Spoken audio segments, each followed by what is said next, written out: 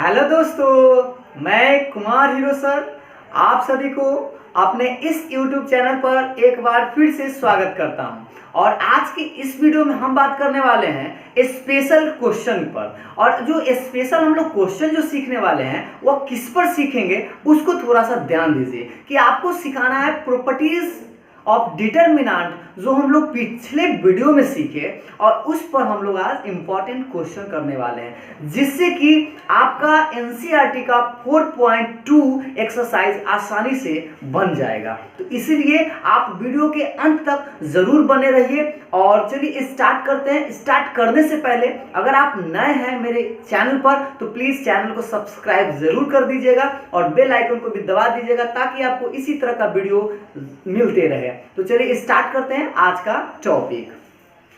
आज का टॉपिक है questions on properties of determinants. मतलब यह कि सारणी को जो हम लोग पिछले वीडियो में प्रॉपर्टीज पढ़े उससे संबंधित कुछ क्वेश्चन आज हम लोग सीखेंगे। जैसे आप लोग प्रॉपर्टीज 7 को पढ़े हैं, उस प्रॉपर्टीज को अगर आप नहीं देखे हैं तो प्लीज पिछले वीडियो में जाकर उन सारे प्रॉपर्टीजों को पहले आप अच्छा से देखिए ताकि आपको किसी भी तरह का कोई दिक्कत ना हो। स्टार्ट करते हैं आज का पहला क्वेश्चन। देखिएगा पहला क्वेश्चन क्या है, 3 2 3 2 2 3 3 2 3। और ये जो क्वेश्चन है इसको आपको बताना है कि आंसर क्या होगा। अगर आप प्रॉपर्टीज पढ़ लिए हैं तो निश्चित रूप से इसका आंसर आप आसानी से बना सकते हैं। देखिए प्रॉपर्टीज में आपको बताया गया था कि अगर कोई दो रो या कोई दो कॉलम आपस में एक दूसरे के बराबर हो, फिर से ध्यान दीजिएगा कि अगर कोई दो रो या दो कॉलम आपस में सेम हो या आइडेंटिकल बराबर हो तो इसका जो मान होगा वो क्या होगा, 0 होगा। ये प्रॉपर्टी नंबर आप देख सकते हैं 3 नंबर से। ठीक है, अब ऐसा क्यों? क्योंकि आपको यहाँ दिख रहा है कि R1 जो है किसके बराबर है, R3 के बराबर। तो सोचिए इस क्वेश्चन को अब जो है पूरा एक्सपेंड करने की जरूरत नहीं है। यही तो प्रॉपर्टीज का फायदा है कि आप अगर प्रॉपर्टीज पढ़े हुए हैं तो प्रॉपर्टीज से आसानी से इसका आंसर आप लिख सकते हैं। तो चलिए ये तो हो गया 1 नंबर की बात। अगर आपको ऐसा क्वेश्चन मिल जाए, कोई भी दो रो या कोई भी कॉलम अगर बराबर है तो उसका आंसर आप आसानी से क्या लिख सकते हैं, 0 लिख सकते हैं। समझ में आ गया होगा। अब चलिए ये क्वेश्चन को देखते हैं। थोड़ा सा ध्यान दीजिएगा कि इस क्वेश्चन में आपको कहीं से दो बराबर साइन, बराबर रो या कॉलम आपको दिख नहीं रहा है, लेकिन थोड़ा सा आप गौर से देखिए कि 102, 18 और 36 में हमको लगता है कुछ कॉमन तो होगा। ध्यान दीजिए थोड़ा सा, 102, 18 और 6, 102 को आप लिख सकते हैं 17 गुने 6। 17 में 6 से गुना कीजिएगा तो 17 छक दिलोतर से यानी 102। और 18 में उसी तरह से सोचिए कि 3 में कितना से, 3 छक 18। और 36 लाने के लिए आप क्या करेंगे, 6 में 6 से गुना करेंगे तो 36 आ जाएगा। आप इन सारे एलिमेंट्स को आप 10 का 10 उतार दीजिए, 17 3 6। ठीक है ना। अब सोचिए क्या आपको बताया गया था प्रॉपर्टीज जो 4 नंबर कि अगर किसी एक रो या किसी एक कॉलम में कोई चीज सेम अंक दिखे तो उसको आप क्या कर सकते हैं, कॉमन ले सकते हैं। जैसे यहाँ देखिए क्या इस रो में कोई चीज सेम दिख रहा है, देखिए तो सेम दिख रहा है, 6 6 और 6। तो इस पूरे रो में 6 है, तो यानी कि हम इसमें से 6 कॉमन ले सकते हैं। अगर हम कॉमन लेते यहाँ क्या बचेगा, 17 3 6 1 3 4 और 17 3 6। अब देखिएगा ध्यान से, हम सिर्फ इस रो में से कॉमन लिए तो ये सब तो 10 का 10 रह जाएगा। अब आप देखिए इस क्वेश्चन को गौर से, क्या इसके टाइप का है क्या, देखिए तो थोड़ा ध्यान से, क्या इसमें दो रो और आपस में एक दूसरे के बराबर है क्या? तो गौर से देखिए ये और ये रो जो है, फर्स्ट रो और लास्ट रो यानी थर्ड रो जो है आपस में बराबर है, तो हम इसको लिख सकते हैं 6 गुने 0। अब 0 क्यों लिखे, क्योंकि आपको दिख रहा है R1 जो है वह R3 के बराबर है। अब बराबर है तो इसका आंसर क्या आएगा, 0।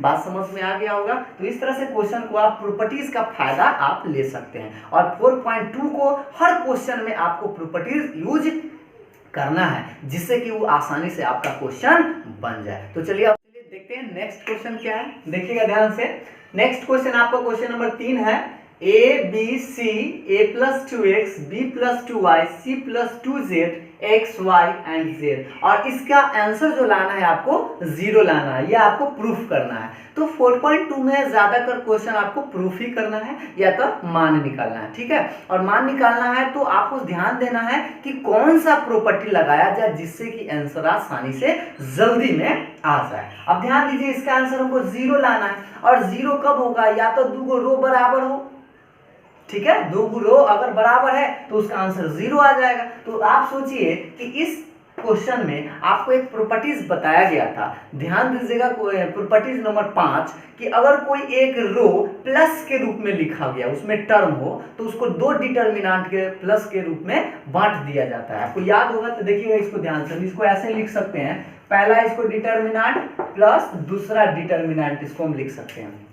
क्यों? क्योंकि इसका सेकंड रो जो है, ध्यान दीजिएगा, ये जो आपका रो दिख रहा है ये प्लस के रूप में टर्म है इसका, तो इसको हम दो डिटर्मिनेंट के योग के रूप में व्यक्त कर सकते हैं। अब ध्यान दीजिए, पहले आपको ऊपर तो जो है वही लिखाएगा सब में ए बी सी, इसमें भी वही चीज रहेगा ए बी सी, ठीक है। और ये जो जहां अगर सेकंड रो है तो सेकंड रो में इसका जो फर्स्ट टर्म सब है वो पहला में लिखाएगा, और जो सेकंड टर्म सब है वह दूसरा में लिखाएगा। देखिएगा ध्यान से, पहले में ए, फिर इसमें b और इसमें c। अब इसमें क्या लिखेंगे, ध्यान दीजिएगा, 2x 2y और 2z। अब यहाँ नीचे में तो वही लिखेंगे x y z x y z। बात समझ में आ गया?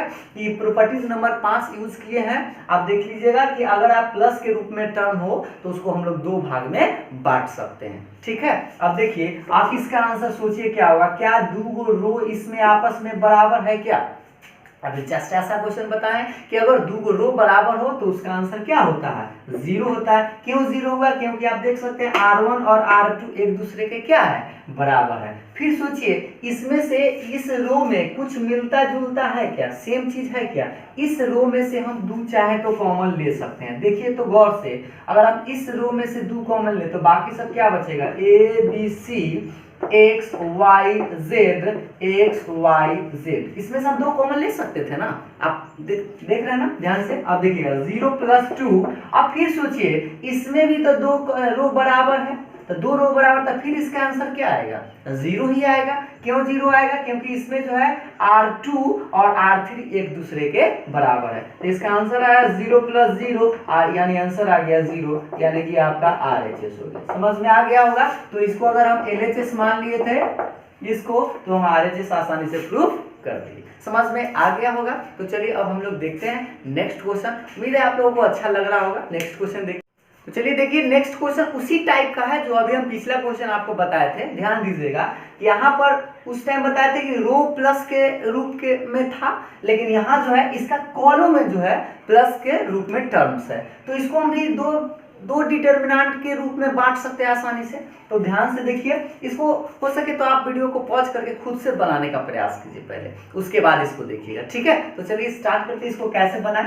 पहले आप क्या कर सकते हैं, इसको आप दो डिटर्मिनेंट के योग के रूप में लिख सकते हैं। तो देखिए, पहला जो डिटर्मिनेंट लिखिएगा ये सब तो सेम रहेगा, सब में X Y Z A B C, इसमें भी वही रहेगा X Y Z A B C, और बस इस कॉलम में आपका यहाँ पहला टर्म जो होगा पहला में लिखाएगा और दूसरा जो टर्म होगा दूसरा में लिखाएगा। तो देखिए, पहला में क्या लिखिए, एक्स वाई जेड, और दूसरा में क्या लिखाएगा, ए बी सी, ये ठीक है ना।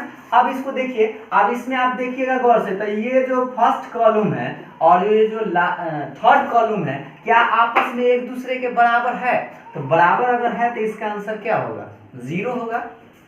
प्लस फिर देखिए, क्या इसमें भी दो बराबर है? तो यहाँ पर सेकंड कॉलम और थर्ड कॉलम जो है एक दूसरे के बराबर थे, इसका आंसर भी 0, यानी आंसर पूरा क्या आया, 0। बात समझ में आ गया होगा? इसको अगर हम LHS मान ले तो हमारा 0 RHS आ गया। समझ में आ रहा होगा ना?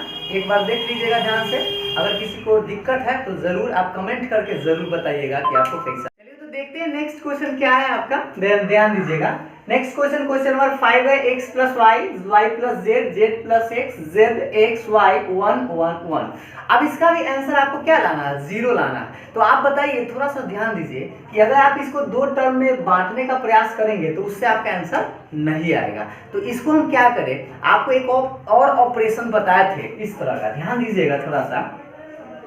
कि आपको बताया गया था कि R1 को आप चेंज कर सकते हैं R1 प्लस के R2 में, या उसी तरह से C1 को चेंज कर सकते हैं C1 प्लस के C2 में, या C2 की जगह C3 भी हो सकता है, यहाँ R2 की जगह R3 भी हो सकता है। ठीक है, किसी रो या किसी कॉलम में आप ऐसा कर सकते हैं। तो आप सोचिए कि यहाँ K की जगह आप 1 भी ले सकते हैं, -1 भी ले सकते हैं, बस आपको 0 नहीं लेना है। ठीक है, तो यहाँ पर ध्यान दीजिए कि कौन सा दो रो है जिसको आप जोड़ने पर सेम अंक आ जाएगा। अब ध्यान दीजिए, ये जो है इसको हम गौर से देखिए, ये क्या है, फर्स्ट R1 है और RHS हटा लेते हैं, ये आपका R2 है और ये आपका R3 है। तो इसको मान लेते हैं कि क्या है, LHS है। तो गौर से देखिए, अगर हम LHS को बनाए, अगर हम R1 और R2 को जोड़ दे तो जोड़ेंगे तो देखिएगा तो x plus Y plus Z, इसमें भी आएगा x plus Y plus Z, इसमें भी आएगा x plus Y plus Z. समझ में आ रहा है ना। अब इसको देखिए हम करके बताते हैं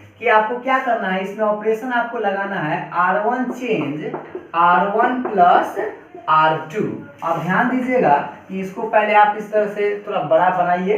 पहले आपको क्या करना है, R1 को चेंज करना है तो R2 और R3 को पहले आप लिख दीजिएगा। वह इसलिए लिख दीजिएगा क्योंकि अगर दो बॉक्स भरा जाएगा तो जो जगह बचेगा उसी में आप लिखिएगा, उससे आपको दिक्कत नहीं होगा और गड़बड़ाने की संभावना बिल्कुल ही नहीं रहेगा। तो देखिए, पहले आप R2 को लिख दीजिए Z X Y, फिर आप R3 को भी लिख दीजिए 1 1 1। ठीक है, अब उसके बाद क्या करना है, इस रो को इस रो में ऐड करना है। तो ऐड करना है तो सामने सामने टर्म को ऐड करेंगे, इसमें इसको जोड़ेंगे तो क्या मिलेगा, x plus Y plus Z, इसमें जोड़ेंगे इसको तो क्या मिलेगा, x plus Y plus Z, और इसमें जोड़ेंगे तो क्या मिलेगा, x plus Y plus Z. अब आप सोचिए, क्या इस रो में से आपको x plus Y plus Z, x plus Y plus Z, x plus Y plus Z same चीज है क्या? तो सेम अगर चीज अगर है तो इसको पहले मिटा देते हैं। अगर सेम चीज है तो इसको हम कॉमन ले सकते हैं, कॉमन ले सकते हैं ना। तो ध्यान दीजिए, अगर हम इसको कॉमन ले तो क्या होगा, x plus Y plus Z अगर हम कॉमन ले लें तो यहाँ क्या बचेगा, 1 1 1 1 1 1 बचेगा, और ये सब तो टर्म उसी तरह से रहेगा, z x y 1 1 1। बात समझ में आ रहा है ना। अब थोड़ा सा ध्यान दीजिए, क्या इसमें दो रो जो है आपस में बराबर है क्या? देखिए, तो first row and third row जो है एक दूसरे के बराबर होता है। इसका आंसर क्या आएगा, 0 आएगा। इसको हम लिख सकते हैं x plus Y plus Z गुना 0। इसका आंसर 0 क्यों लिखे, क्योंकि R1 किसके बराबर है, R3 के बराबर है। तो इसका आंसर 0 में कुछ से गुना कीजिएगा तो क्या आएगा, 0 ही आएगा। ये हो गया आपका RHS। बात समझ में आ गया होगा, एक बार देख लीजिए अच्छा से। अब हम लोग देखते हैं नेक्स्ट क्वेश्चन, जो सबसे ज्यादा इंपॉर्टेंट है, क्योंकि ये क्वेश्चन जो है इस टाइप का जो एकदम हूबहू यहाँ पर अंक आपको बदला हुआ मिलेगा, a b c a square b square c square, इस तरह से रहता है। और ये इस टाइप का क्वेश्चन जो परीक्षा में बहुतों बार पूछा गया है, इसलिए इस टाइप के क्वेश्चन को आप आसानी से समझिएगा और एक एक करके आप बनाइएगा ताकि आपको अच्छा से समझ में आएगा। ठीक है, तो ध्यान दीजिएगा कि आपको प्रूफ क्या करना है, इसमें अब 0 प्रूफ नहीं करना है। ठीक है, अब 0 प्रूफ करना था तो उसमें हम क्या सोचते थे कि दो रो या दो कॉलम को आपस में बराबर करने का प्रयास करते थे, और बराबर हो जाता था तो उसका आंसर 0 हो जाता था। लेकिन यहाँ पर आपको 0 नहीं लाना है, बल्कि लाना है x minus Y, Y minus Z, Z minus X. तो आपको क्या करना होगा, इस डिटर्मिनेंट में प्रयास करना है कि दो 0 आ जाए। क्या वो 0 आ जाए, दो, मतलब कोई एक रो या कोई एक कॉलम में अगर दो 0 आ जाए तो उसका एक्सपेंड करना बहुत ही आसान हो जाता है। ठीक है, अब प्रयास करना है हमको कि दो 0 आए। अब दो 0 आने का एक तरीका बताते हैं, आप ध्यान दीजिएगा। अगर 1 1 1 दिखे, क्या बोल रहे हैं, अगर 1 1 1 दिखे या तो रो में या तो कॉलम में मिलना है। तो अगर रो में मिले तो आपको चेंज क्या करना है, अगर रो में मिल रहा है तो आपको कॉलम को चेंज करना है। ठीक है, और अगर कॉलम में मिले तो आपको क्या करना है, रो को चेंज करना है। अभी आपको नहीं समझ में आया होगा, इस बात को हम समझाते हैं, देखिएगा। आपको करना क्या है, यहाँ सोचिए, आपको इस पार्ट को 0 लाना है। तो क्या लाना है, 0 लाना है ना, क्योंकि आपको 2 0 पुराना है। तो इस पार्ट को 0 लाने के लिए इसको हम क्या बोलेंगे, R1 बोलते हैं। और चलिए पहले RHS को मिटा देते हैं, ध्यान दीजिएगा। अब इसको हम LHS मान लिए, अब आप सोचिए कि ये जो आपका टर्म है ये R2 है और ये जो टर्म है आपका R3 है। तो आप सोचिएगा यहाँ एक 0 आ जाए, फिर यहाँ भी एक 0 आ जाए, तो क्या करें, पहले आप R1 को चेंज कीजिए। तो लिखिएगा इस तरह से R1 चेंज और R1 में से R2 घटाइएगा। अब R1 में से R2 क्यों घटा रहा है सोचिए ध्यान से। अगर हम इसमें से इसको घटा ले तो एक में से एक को घटाएंगे तो एक 0 तो मिल जाएगा। उसी तरह से बात सोचिए कि यहाँ पर भी आपको 0 आना चाहिए, तो R2 को भी लिखिएगा चेंज, एंड करके लिखिएगा and R2 change R2 minus R3। सोचिए आपको यहाँ इस टर्म को भी 0 लाना है ना, तो ये जो आपका R2 है और यहाँ 0 लाने के लिए आप R2 में से क्या घटाएंगे, R3 घटा लीजिएगा, तो एक में से एक घटाइएगा तो 0 आ जाएगा। अब देखिए ध्यान से, आप क्या करें, पहले आप सोचिएगा थोड़ा सा ध्यान से, पहले आप बॉक्स इस तरह से बना लीजिए अच्छा से। अब ध्यान दीजिए, पहले आपको किसको चेंज करना है, R1 को चेंज करना है, फिर किसको चेंज करना है, R2 को चेंज करना है। तो चेंज आखिर न किसको करना है, पहले उसको खोज लीजिए। तो R3 को चेंज नहीं करना है, तो पहले उसको आप लिख दीजिए। तो देखिए ध्यान से, R3 तो यही है, तो आप आराम से लिखिएगा 1z स्क्वायर, और R3 में जहां R3 होता है वही आपको लिखना है, ठीक है। अब आपको क्या करना है, R1 में से R2 को घटाना है, तो इसमें से इसको घटाइए, तो सामने सामने आप घटाइएगा, एक में से एक गया 0, x में से y घटाएंगे तो x माइनस वाई ही लिखेंगे, x स्क्वायर में से y स्क्वायर घटाएंगे तो x square minus Y square लिखेंगे। अब फिर उसी तरह से R2 को चेंज करना है, R2 में से R3, तो इसमें से आपको इसको घटाना, तो घटाइए, एक में से एक गया 0, y में से z गया y माइनस z, समझ में आ रहा है ना, और y स्क्वायर में से z स्क्वायर, तो y square minus z square. यहाँ तक ठीक है। अब आप सोचिए कि अगर किसी डिटर्मिनेंट में 2 को 0 आ जाए तो उसको हम इस तरह से घेरने का बताए थे, तो घेर दिया, घेरने के बाद इसमें क्या बचा 1, और 1 को भी आपको बताए थे डिलीट कर देने के लिए, और जो टर्म बचे उसी को आप लिखिएगा। तो क्या बचा देखिएगा ध्यान से, x minus Y, X square minus Y square, Y minus Z, Y square minus Z square, यही तो बचा। अब इसको हम क्या करें, ध्यान दीजिएगा, आपको एक फॉर्मूला याद होगा ए स्क्वायर माइनस बी स्क्वायर का। अब ए स्क्वायर माइनस बी स्क्वायर का फॉर्मूला क्या होता है, इसको हम मिटा दें साइड से, उधर ध्यान दीजिएगा, इधर दिख रहा है ना, ध्यान दीजिएगा। हम क्या करें, ए एक्स माइनस वाई को पहले 1 को लिख देते, एक्स माइनस वाई, और इसको हम क्या लिख सकते हैं, ए स्क्वायर माइनस बी स्क्वायर को लिख सकते हैं ए प्लस बी इंटू ए माइनस बी, इस तरह से लिख सकते हैं ना। उसी तरह से आप देखिए y माइनस जेड को आप जस का तस उतारिए और इसको बताइए क्या लिख सकते हैं, ए प्लस यानी y प्लस जेड और y माइनस जेड, इस तरह से लिख सकते हैं। अब आप थोड़ा सा ध्यान दीजिए कि कोई मतलब कोई रो में या कोई कॉलम में समान अंक दिखता है, यानी जो कांस्टेंट है उसको हम क्या कर सकते हैं, कॉमन ले सकते हैं। तो देखिए इस रो में फर्स्ट रो यानी कि जो आपका R1 है और ये जो आपको R2 है, R1 में देखिए तो कुछ मिल रहा है, क्या दिख रहा है ना, x minus Y, X minus Y, X minus Y आप कॉमन ले लीजिए, ठीक है।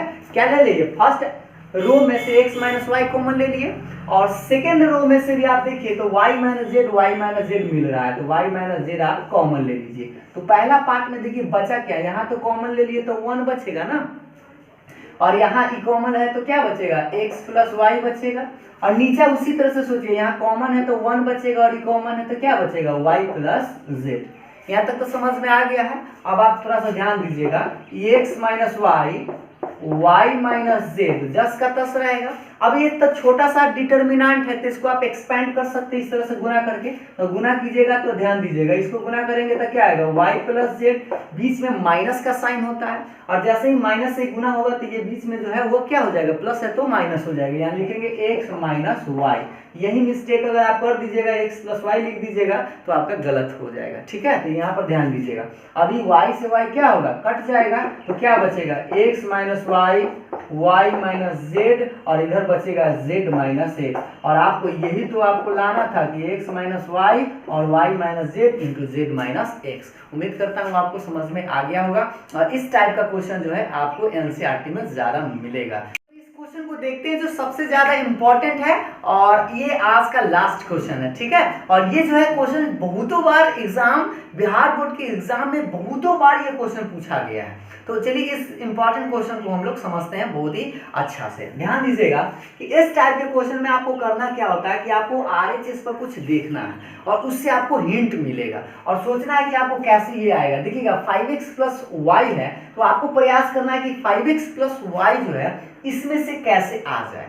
कोई भी एक ब्रैकेट आप सोच सकते हैं, तो आपको 5x प्लस वाई दिखेगा तो किधर से जोड़ के देखिए कि आपको 5x प्लस वाई आ रहा है कि नहीं। तो ध्यान दीजिए ये जो आपका टर्म है 2x है और यहाँ 2x है, तो 2 2 जोड़ेंगे तो 4x हो गया। हमको 5x पूरा आना है, तो अगर यहाँ भी x है तो अगर हम इस तीनों को जोड़ दें तो 5x प्लस वाई पूछ जाएगा। अब रही बात तो ऐसे ऐसे जोड़ रहे थे अभी, अब हम चाहे तो इस तरह से भी जोड़ सकते हैं। तो देखिएगा इधर से भी जोड़ेंगे तो 2 2 4 1 5 x प्लस वाई तो रहेगा ही। तो इस तरह से 5x प्लस वाई आपका पूछ जाएगा। ठीक है, तो इस तरह से आप क्या है कि आप इसमें क्या है कि किसी भी रो या किसी भी कॉलम के साथ ऑपरेशन कर सकते हैं। तो चलिए हम पहले RHS को मिटा देते हैं। ध्यान दीजिएगा आपको क्या लाना है, एक देख लीजिए 5x प्लस वाई लाना है। तो 5x प्लस वाई लाने के लिए पहले हम इसको LHS मान लिए। LHS मानने के बाद ऑपरेशन हम क्या करें, ऑपरेशन करते हैं R1 change R1 plus R2 plus R3। तो पहले आप जान लीजिए कि R1 ये है, R2 ये है और ये है आपका R3। तो सोचिए ये R1 R2 R3, गौर से देखिएगा ये है आपका R1 और ये है आपका R2 और ये है आपका R3। ध्यान दीजिएगा इसको थोड़ा सा अच्छा से, ये क्या है OI है। ठीक है, तो अब आप थोड़ा सा गौर से देखिए, आपको इस तरह से सामने सामने जोड़ना है। तो पहले आपको क्या करें, पहले ये तो आप अच्छा से लिख दीजिए। ठीक है, आपको ऑपरेशन किसका करना है, सिर्फ R1 का करना है। तो R2 और R3 को आप आराम से पहले छापने वाला काम कीजिए। तो ये R2 R3 को पहले आराम से छापिएगा। तो 2x x plus Y 2x, फिर R3 को भी छापिए 2x x प्लस वाई। छापने वाला काम तो बड़ा जल्दी हो जाता है, आप लोग ही कर ही लीजिएगा। अच्छा, R1 में क्या करना है, R1 R2 R3 तीनों को जोड़ना है। तो इसको जोड़िएगा तो क्या आएगा, 2 2 4 1 5x अब प्लस वाई तो रहेगा ही नहीं। अब उसी तरह से इसको जोड़िएगा तो क्या आएगा, यह भी 5x प्लस वाई आएगा। देख सकते हैं 2 1 3 और 2 5x प्लस वाई, इधर जोड़िए 1 2 3 और 2 5, तो 5x प्लस वाई। समझ में आया ना। तो अगर 1 1 ना हो तो प्रयास कीजिए इस तरह से किसी भी रो या किसी भी कॉलम को जोड़ने पर कहीं वो समान अंक आ जाए, ताकि उसको हम कॉमन ले तो 1 1 भी आ जाएगा। तो देखिए इसमें से आप समान अंक दिख रहा है तो इसको हम चाहे तो कॉमन ले सकते हैं ना। तो 5x प्लस वाई को अगर हम कॉमन ले ले तो 5x प्लस वाई कॉमन होगा तो क्या बचेगा, देखिएगा तो ध्यान से, यहाँ जो टर्म होगा 1 1 1 आएगा, 2x x plus Y 2x 2x 2x और x प्लस वाई। अब देखिए तो क्या आप में इसमें 1 1 1 आ गया कि नहीं। तो इसमें इस पर क्या है, रो में 1 1 आया है ना, तो इसको आप कॉलम में चेंज करें। तो देखिए इसमें आपको 2 को 0 लाना है। तो प्रयास कीजिए, ये क्या है, ये आपका C1 है और ये क्या है आपका C2 है। तो इसमें हम 2 को 0 लाने का प्रयास करते हैं यहाँ। तो ये जो आपका टर्म है ध्यान दीजिएगा C1 है और ये जो आपका है C2 है। तो इसको 0 लाने के लिए हमको क्या करना होगा, C1 में से C2 को घटाना होगा और C2 में से फिर किसको घटाना होगा, C3 को। तो ऑपरेशन लिखते हैं, ध्यान दीजिएगा, मतलब थोड़ा सा मिटा के देखिएगा। पहले हम क्या लिखे कि C1 को चेंज करेंगे, C1 में से C2 घटाएंगे और C2 को भी चेंज करेंगे और C2 में से C3 घटाएंगे। ठीक है, तो एक बार फिर से समझ लीजिए, C1 को चेंज करेंगे, C1 में से C2 घटाएंगे और C2 को चेंज करेंगे, C2 में से C3 घटाएंगे।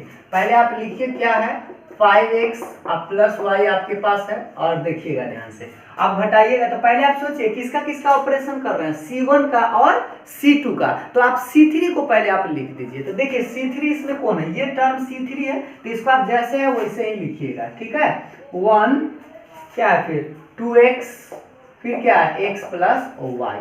ठीक है, C3 जैसे है वैसे ही लिख दिए। अब इसमें से इसको घटाना, अच्छा से घटाइएगा, एक में से एक घटाएंगे तो क्या मिलेगा, 0। 2x में से ई वाला घटेगा, ध्यान से, ये जो x प्लस वाई है घटेगा तो इसका साइन माइनस हो जाएगा। तो 2x में से एगो x घटाएंगे तो एगो x आएगा और ये तो माइनस हो गया तो ये x माइनस वाई। समझ में ना, x माइनस वाई पीछे है। अच्छा, इसको घटाइए, 2x में से 2x घटाएंगे तो क्या मिलेगा, 0। उसी तरह से इसमें से आपको इसको घटाना है। ध्यान से, एक में से एक घटाएंगे तो क्या मिलेगा 0, और इसमें से इस बार ये घटाएंगे तो ये y जो इस बार प्लस में ही रहेगा। तो एगो x में से दूगो x घटेगा तो माइनस में, यानी आएगा y माइनस x। समझ में आया ना? अच्छा, इसमें से इस बार ये घटेगा तो ये दोनों फिर माइनस में हो जाएगा। तो क्या होगा, दूगो x में से एगो x घटाएंगे तो एगो x आई क्या होगा माइनस, यानी x माइनस वाई। समझ में आया ना कि दूगो जीरो आप देखिए तो आपको इस रो में दूगो जीरो आसानी से प्राप्त हो गया। अब इसको भी इस तरह से जांच दीजिए तो क्या बचेगा 5x प्लस वाई इंटू 1, और 1 को भी आप झांक दीजिए तो देखिए ध्यान से क्या बचा, x minus Y, Y minus X, 0 x minus Y. अब चाहे तो इसको आप गुणा कर सकते हैं 5x प्लस वाई, इसको आप गुणा करेंगे इस तरह से तो क्या होगा x माइनस वाई का होल स्क्वायर। क्यों? क्योंकि ऐसा ऐसा दूगो है, x में x से तो x स्क्वायर होता है, उसी तरह से इसमें गुणा किया स्क्वायर माइनस 0 में से गुणा करेंगे तो यह टर्म 0 आएगा, यानी आ गया आपका 5x plus Y into X minus Y का होल स्क्वायर। क्योंकि इसमें से 0 घटाएंगे भी तो क्या रहेगा x माइनस वाई का होल स्क्वायर। ये हो गया आपका RHS। ये इतना ही तो लाना था। उम्मीद करता हूँ आपको समझ में आया होगा। तो एक बार देख लीजिए फिर से अच्छा से। अगर आपको समझ में आ गया हो तो प्लीज़ लाइक ज़रूर कीजिएगा, और अगर चैनल को सब्सक्राइब नहीं किए हैं तो चैनल को भी सब्सक्राइब कर दीजिए ताकि आपको इसी तरह का वीडियो मिलते रहे। तो फिर मिलेंगे हम लोग नेक्स्ट वीडियो में। नेक्स्ट वीडियो में हम बात करेंगे 4.2 का क्वेश्चन पढ़ेंगे एक एक करके और उसको अच्छा से समझेंगे। उससे पहले आप आज प्रैक्टिस कीजिए, खूब 4.2 को बनाने का प्रयास कीजिए, और आप बनाइएगा तो बनेगा ही बनेगा।